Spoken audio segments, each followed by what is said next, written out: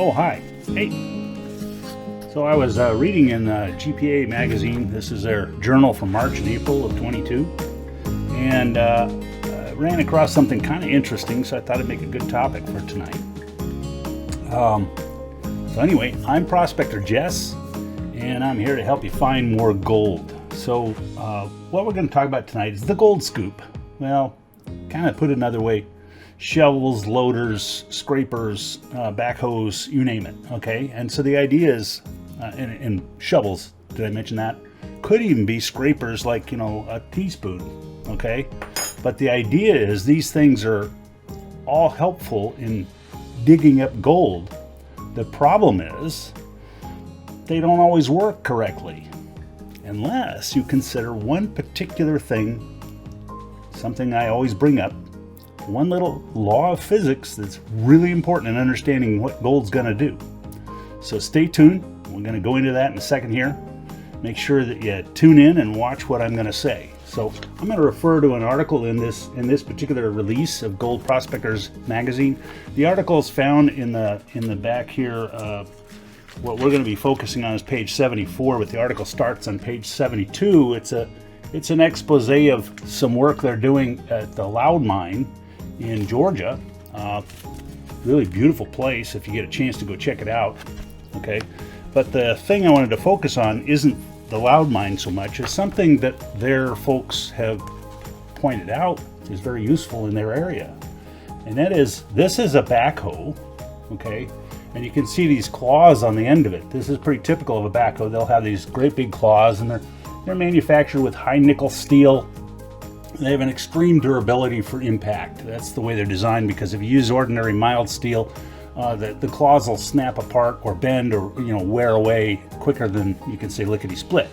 But what they found was that they were losing gold through the claws. Okay, so what they did is they welded some, looks like 1/4-inch steel plate on the back side of those claws to add some durability to the claw. Not really, but more, add a gate to keep the gold in. Okay, and so I'm going to explain how that works and how it might not work, and what you need to think about when you go into a place like this, because that's an ingenious, very well thought out, practical application of engineering in the field.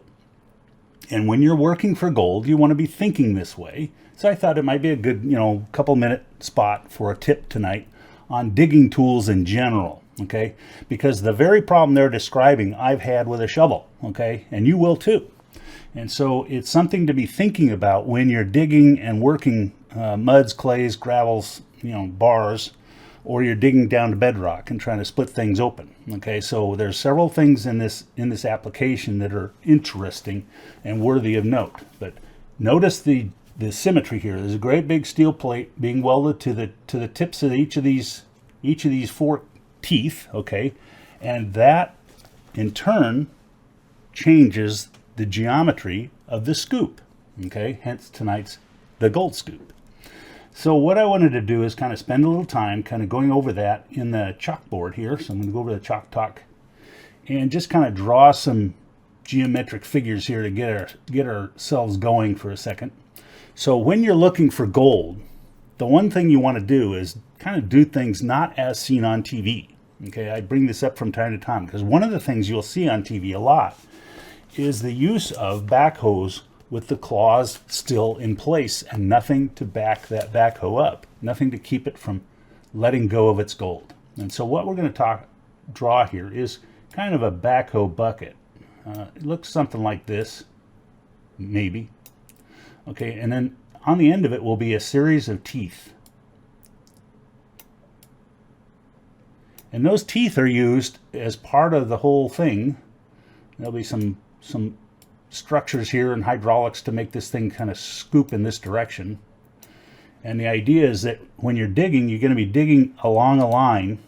I'm going to draw that in a different color here, green. So you're going to be digging in this stuff on the bottom and scooping down to bedrock. Let's just say this is bedrock down here. And so the objective is to be able to kind of cleanly scrape that material. Well, you can imagine that these claws on the bottom are going to have an interesting property they aren't going to work the way you want to. And that is, when you get this scoop kind of straightened out, the claws are going to be pointing down this way and leaving you with great big gaping holes in between the bucket itself and the claw. I didn't draw that quite right, but you get the idea. And so the gold that you're digging up does one thing and one thing really well, and I bring this up over and over again. If the gold is down here, where's the gold going to end up with this claw? Well, the claw is disturbing all of that soil, raking backwards, and the gold, because of this one property of physics, here it comes. Okay. Where does gold go? Down. What drives it? Gravity. And it's a vector, it's a force, it's applied straight down. Okay, this gravitational force comes from the acceleration due to gravity, because that's actually what gravity is. It's a field that accelerates stuff that has mass. Well, guess what has a lot of mass? Gold. Okay, so what happens is all of these gold particles are going to feel little local acceleration that'll exceed the rocks and minerals around them as you disturb them, and it'll exceed the claws on the even on the bucket because it's denser. Okay, so what's going to happen is it's going to seek its level, which will be the bottom below everything else, and anything that basically moves along the bedrock or the next level down will disturb that stuff, and the gold will find its way through and in between the claw fingers. Hence the need to block that. And so what happens is you do that by simply putting in a little extra tip on this thing. Clear the whiteboard. And you make your scoop kind of look like this, where your bucket looks, I'm going to go a little bit more oblique angle here, but your bucket's going to look like this, where the claws stick out above the bucket. But what you've done is you've added one extra piece of material in here, and that is you've added an arrangement here that covers up to the tip of the claw and welds down along this peripheral. What it is you've created a little spoon. Okay, you still have the claws, they still have the ripping characteristic, but they have one problem, and that is you've increased the amount of force. Actually more than one problem, but one of the problems they have is because we've modified this thing, we've taken that edge there and we've made it a long edge, 1/4 inch thick, and then some places maybe inches thick where the claws are.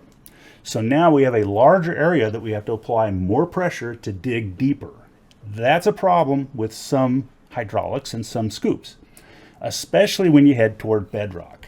In other words, the claws break bedrock up real nicely. That's why they're there, and that's why they work the way they do. So if you have to pry and snap off pieces of bedrock to get into cracks and crevices, that's a bit of a problem.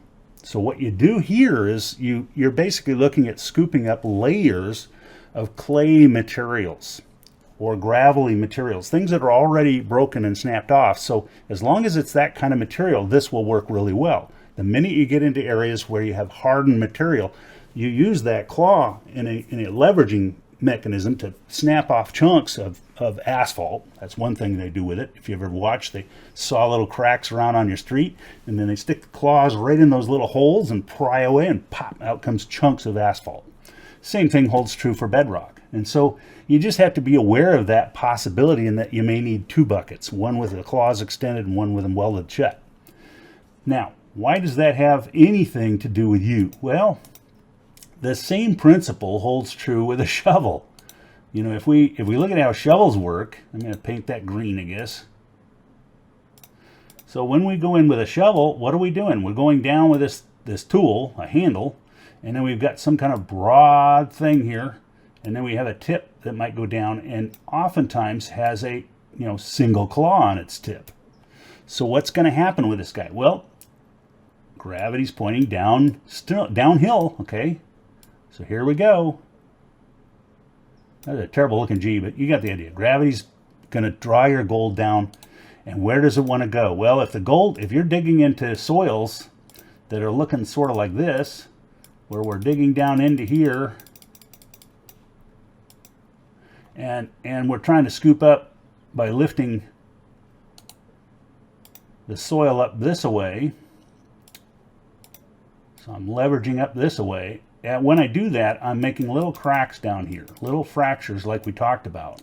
And if my gold is in that zone, And this could be it could be in muddy stuff. It could be in the place where I run into this all the time is kind of thicker gravels on the bottom of a riverbed. Okay, so we're looking at, overburden. And you start to find some gold and you're moving it around here. Well, if that gold is down in this zone right here, what's gravity going to want to do? It's going to want to push it down below your shovel tip. So one of the things you got to do is kind of widen up the hole and make sure you have something that kind of scoop out. Oftentimes a better shape for this kind of thing is a scoop like this, kind of like a kitty litter box empty tool, But you get the idea. And so what happens is you'll find a lot of tools like crevicing tools. They'll be bent at an L. Why? Because they can hook the gold. The gold's going to want to go off the tip of anything that is angled toward the earth. Okay, if you can angle it up this way, then when the gold comes down and sits on top of this thing, it stays put as you'll lift it out. If you take that shovel and you pry up and try lifting anything that's angled down there, unless you can kind of get in and scoop, and if you're going deep, you can't. Okay, so sooner or later you're going to run into this point of no return where the shovel really doesn't dig out so well. And that's where, a bucket, backhoe, scoop, that kind of stuff, where a bucket down in there helps. But one of the things you can't beat is being able to get something that basically is kind of horizontally oriented rather than vertically, because this horizontal plane is kind of perpendicular to that gravitational pull. Okay, it's the thing that'll kind of prevent stuff from rolling off. The gravity acting on gold when the stuff's disturbed is going to make it roll off no matter what you do. I mean, it's kind of like, that the old game of putting an egg on a spoon and trying to balance it and run across the yard, that thing, okay? It's that kind of thing with gold. And so you want to kind of keep that in mind as you're working this stuff, that sooner or later you're going to run into a situation where you need to know, am I going to be able to get the gold out if the claw or the hook that I'm using or the trowel or the pry bar is not getting in there correctly? Am I most effective at what I'm doing? Case in point, like I said, is using a crevicing tool, which usually has a 90-degree bend at the tip, or welded off a piece of screwdriver sideways, simply to allow it, and maybe even round it. That's something else on this particular application. Let me flip to this screen again. So when you're looking at this particular application, one of the things that came to mind is you could maybe improve this even better. Okay, make an improvement to this would be to take, before you weld it, and bend those pieces of steel or weld them on in V-shaped notches. So essentially it creates still kind of a clawing effect, but it allows this thing to kind of gather the gold toward one area that it can be kind of tilted back. The problem with it all being level is, it's sort of like a shovel. You still haven't scooped it backwards. If you can make it kind of scoop backwards into the bucket, that would make it even more powerful, potentially. You have to sit down and kind of lay that out.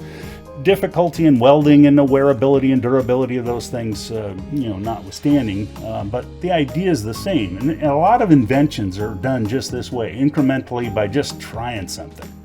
How hard can it be? You got to grind off the stuff if it doesn't work and, weld it another way. But that's the objective. So I just wanted to let you know how we're doing and what we're doing to find gold. And again, if you're digging with a shovel or a backhoe, it doesn't matter. You got to get that bucket horizontal to scoop the gold out, because gravity is going to make it want to roll downhill. That's it. That's tonight's big tip, but it's an important one. Take care, guys. We'll see you later. Have a great time prospecting for gold.